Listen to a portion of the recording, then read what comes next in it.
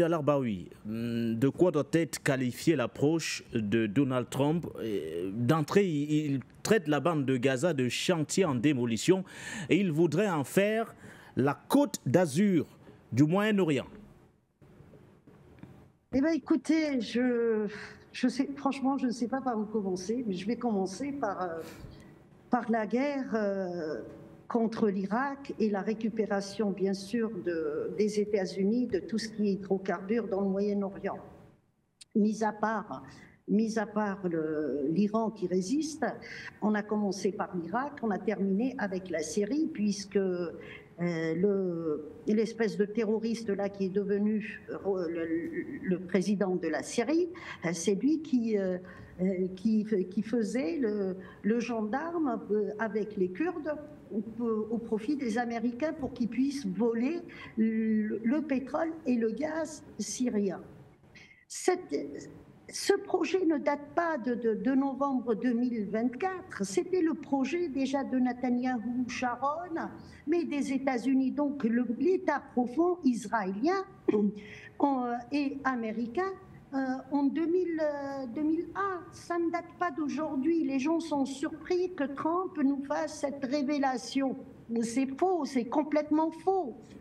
Il y a eu aussi la guerre de l'Afghanistan qui concernait un gazoduc qui devait passer par l'Iran, arriver en Afghanistan et relier le Pakistan. Donc les États-Unis ont fait cette guerre pour ça. C'était des Saoudiens qui ont fait ce qu'on appelle le 11 septembre, les événements du 11 septembre, mais à l'époque, on a voulu punir l'Iran. Qu'est-ce que ça a à voir, l'Iran, avec des Saoudiens qui commettent des attentats terroristes? Donc, et c'est là où la guerre entre chiites et sunnites a commencé pour occuper les musulmans. Je dis bien les musulmans, pourquoi? Parce que là, nous parlons de la Palestine et nous parlons de la mosquée de l'Aqsa. C'est très important. Poutine lui-même a dit cette mosquée est chère dans le cœur de tous les musulmans du monde. Donc je ne vais pas m'immiscer. Il a refusé de rejoindre les États-Unis dans leur combat. Donc ça, c'est pour expliquer le premier point. Deuxième point, Sharon, en 2005, il décide de quitter Gaza. Mais il quitte Gaza avec un projet. Il a construit un mur, bien évidemment, mais ce mur qui l'a financé, c'est les Saoudiens, les Émiratis, pas le Qatar. Le Bahreïn, vous retirez le Qatar de cette histoire. Et les sociétés qui ont travaillé, c'est des sociétés égyptiennes. Donc déjà là, nous avons des pays arabes, musulmans, qui sont en train d'assiéger Gaza. En 2005, les accords de Camp David ont été revus. On retombe dans les accords de Philadelphia pour un petit peu minimiser la tension des populations musulmanes et arabes. Et tout ça, c'est dans le plan. Et il était question de déménager les Palestiniens déjà en 2005. Il y a eu le printemps arabe, j'essaye d'abréger, je donne que les points essentiels. Le printemps arabe où Moubarak a été évincé.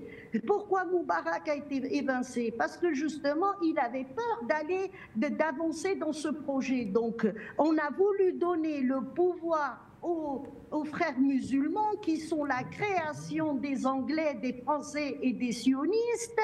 Et on a mis Morsi à la place. Morsi a fait une chose. À l'époque, il y a eu la guerre justement à Gaza, encore une fois, entre les Palestiniens et les Israéliens, où Morsi a donné un coup de main aux Gazaouis, sous la pression de la population. Et c'est là où on décide aussi de retirer Morsi du pouvoir. Il rendait plus service. Et on a ramené Sisi. Première fois que Sisi parle à la télévision, il dit une phrase très importante. Il dit « Je suis là pour que Camp David dure et je suis là pour la sécurité d'Israël ».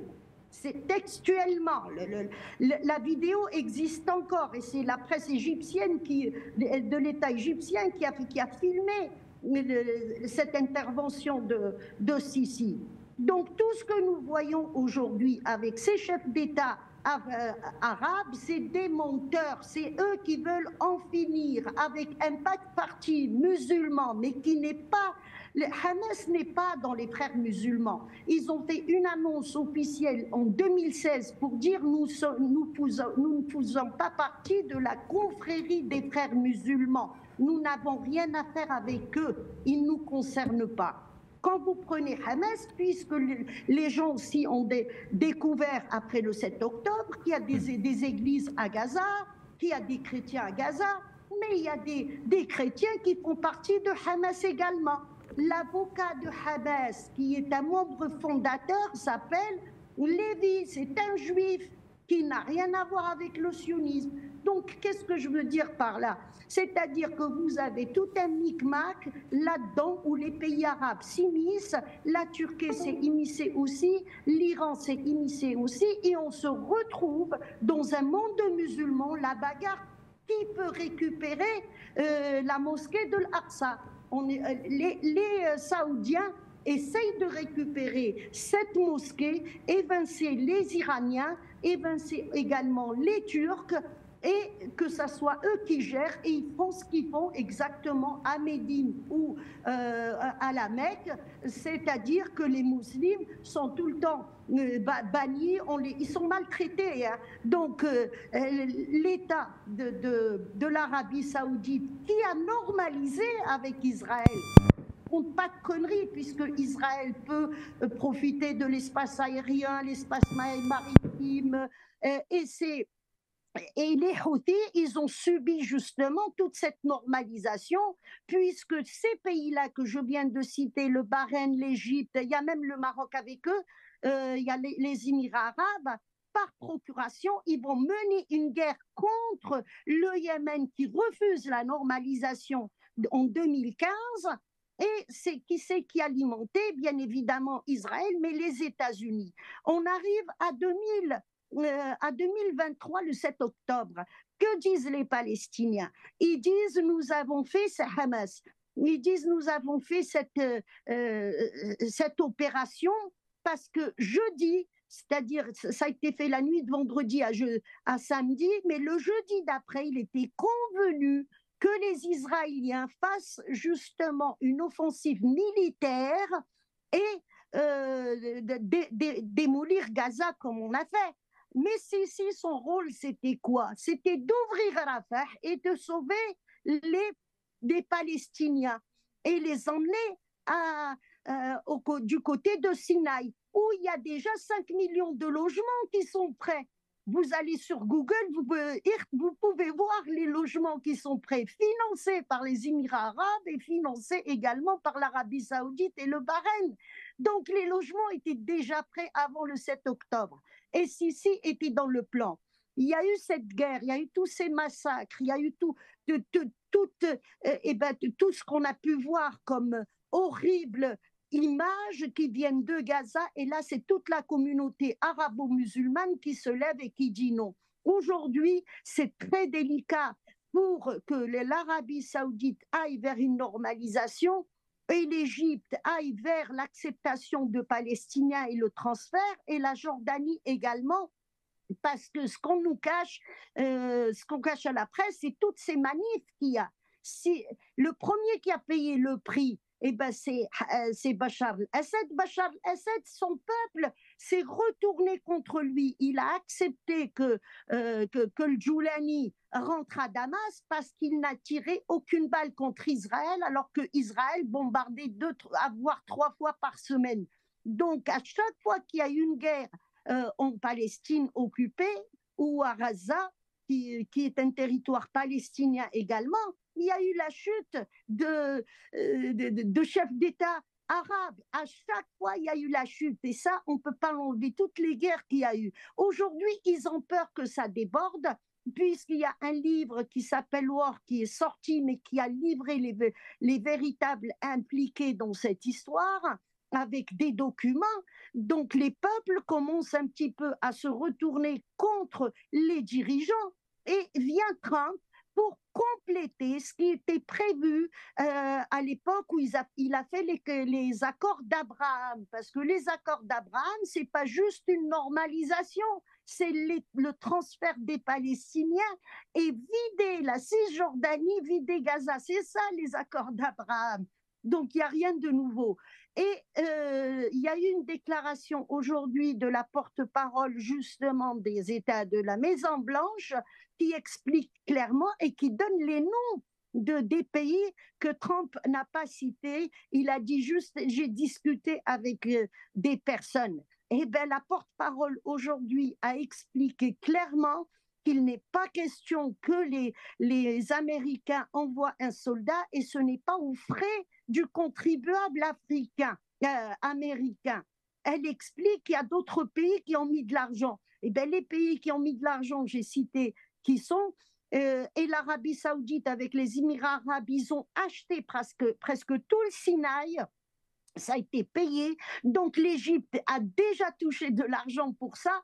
Et les autres pays du Golfe, ils ont déjà investi. C'est un investissement. La question palestinienne dérange énormément. On ne sait pas, ça fait plus d'un siècle, on ne sait pas quoi faire de ce peuple. Ce peuple ne veut pas revenir en arrière. Et ce peuple est soutenu par toute la communauté arabo-musulmane.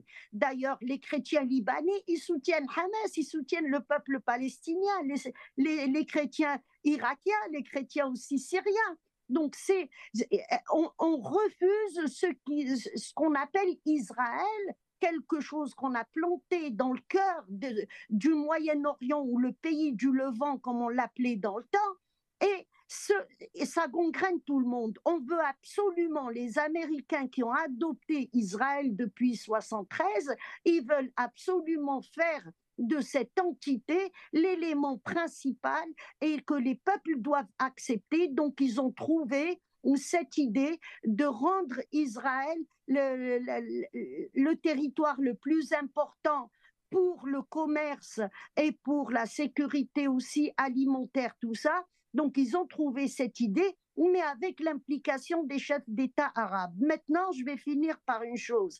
Qu'on ne me pose pas la question, c'est-à-dire les téléspectateurs, ils ne posent pas la question concernant ce qui est la Ligue arabe. La Ligue arabe a été créée par les services secrets anglais et par les Britanniques pour gérer et pour aussi faire attention aux intérêts des Britanniques au Moyen-Orient. C'est pour ça qu'elle est basée en Égypte et c'était le but et c'est toujours le cas. Donc la Ligue arabe n'a jamais rien fait à part démolir la Libye, la Syrie, l'Irak, le Soudan et elle ne fera jamais rien pour les arabo-musulmans. Autre chose, c'est que tous les chefs d'État, et le plus important, c'est le Jordanien, il n'y a pas un pays qui s'appelle la Jordanie. Il n'y a pas. Ça a été créé en 1917 avec ce qu'on appelle la promesse de Belfour pour créer Israël et un pays pour les Juifs. Et la Jordanie, c'est pour que ça fasse tampon entre le reste du monde arabe et puis cette entité. Donc, tout est faussé déjà dès le départ.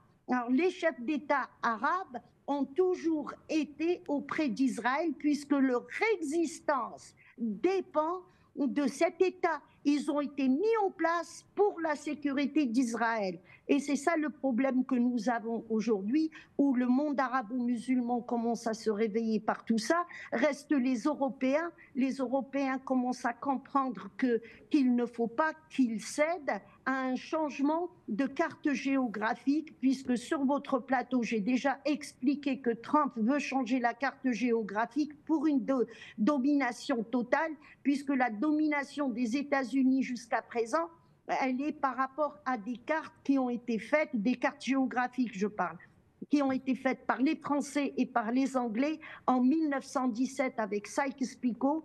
Alors on voit déjà les dégâts. Si les États-Unis arrivent à changer les cartes en fonction de ce que eux ils veulent faire avec le Canada, le Groenland, le Gibraltar et puis Gaza, eh bien, croyez-moi que la bataille sera beaucoup plus difficile plus tard. Merci. Merci à vous.